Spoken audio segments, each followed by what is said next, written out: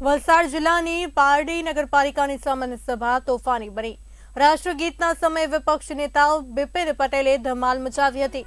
Table પર ચડી તોફાન કર્યું હતું। સામાન્ય સભામાં પોતાના સવાલોનો જવાબ નહીં મળતા ઉગ્ર રોષ વ્યક્ત કર્યો હતો।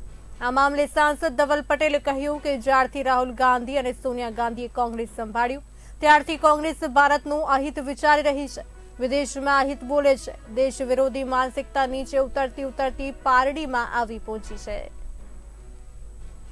કોંગ્રેસના પારડી શહેરના પ્રમુખ એવા બિપિનભાઈ પટેલ અને એની સાથે એક કાઉન્સિલર પણ છે, ત્યારે એમણે ધમાલ મચાવી, ટેબલ પર ચડી ગયા અને જ્યારે જનગણ મન રોકવાનો પણ એમને પૂરો પ્રયાસ કર્યો। એ બતાવે છે કે કોંગ્રેસને ભારત વિરુદ્ધ એમના મનમાં અને એમના દિલમાં કેટલી ઝેર ભરેલું છે, કેટલી ખરાબ માનસિકતા આપણા ભારત દેશ માટે છે, ભારતની નેશનલ એન્થમ માટે છે કે જે ભારતની નેશનલ એન્થમને પણ અગર રિસ્પેક્ટ નહીં આપી શકતા હોય તો ભારતને શું રિસ્પેક્ટ આવશે।